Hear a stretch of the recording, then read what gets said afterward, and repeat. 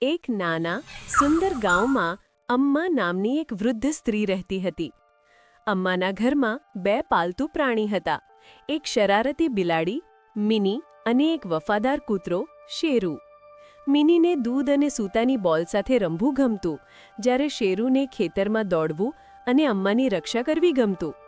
પણ એક વાત હતી, બંને કદી એકબીજાને સહન કરી શકતા નહોતા. જ્યાં શેરુ હોય ત્યાં મિની ન રહે, અને જ્યાં મિની હોય ત્યાં શેરુ ભૂકવા માંડે. એક દિવસ અમ્મા રસોડામાં દૂધ ઉકાળી રહી હતી. મિની ચૂપચાપ બારી પાસે આવી અને વાટકીમાંથી દૂધ ચાખવા લાગી. એટલામાં શેરુ આવી ગયો અને ઊંચા અવાજે ભૂંક્યો, "અરે, ચોરી કરે છે!" મિની ગભરાઈ ગઈ. વાટકી ઉલટી ગઈ અને દૂધ જમીન પર વહી ગયું. અમ્મા દોડી આવી બોલી, "આ શું કર્યું તમે બંનેએ?" શેરુ બોલ્યો, "હું તો રોકતો હતો." મિની બોલી, "આના કારણે બધું બગડ્યું." તે દિવસથી બંનેની દુશ્મની વધુ વધી ગઈ. હવે બંને અમ્માનું ધ્યાન ખેંચવાની કોશિશ કરવા લાગ્યા. મિની અમ્માની ગોદમાં જઈ મ્યાઉ બોલતી, તો શેરુ તરત પૂંછડી હલાવીને તેમની પાસે આવી જતો. અમ્મા જ્યારે એકને પ્રેમ આપતી, બીજો રૂઠી જતો.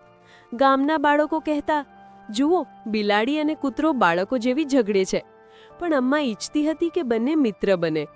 એક રાતે જોરદાર પવન અને વરસાદ પડ્યો. વીજળી કડકી રહી હતી. અમ્માના ઘરની બારી ખુલી ગઈ અને અંદર એક સાપ ઘૂસી આવ્યો. અમ્મા ઊંઘમાં હતી. મિનીએ જોયું અને તરત જ શેરુને જગાડ્યો. મિની મ્યાઉ મ્યાઉ કરીને ઈશારો કરતી હતી. શેરુએ જોયું, સાપ અમ્મા તરફ જઈ રહ્યો હતો. શેરુ તરત કૂદ્યો અને ભૂંકવા લાગ્યો.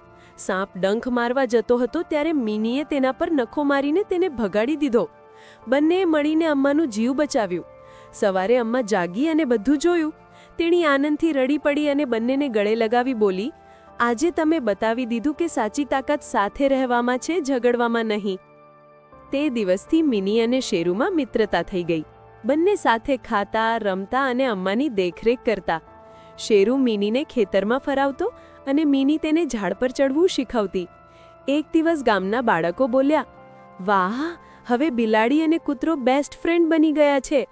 અમ્મા સ્મિત કરીને બોલી, "જ્યારે દિલ સાફ હોય ત્યારે કોઈ દુશ્મન નથી રહેતું. પ્રેમ દરેક દિવાલ તોડી શકે છે." હવે જ્યાં પહેલા ઝઘડો હતો, ત્યાં પ્રેમ અને મિત્રતા હતી.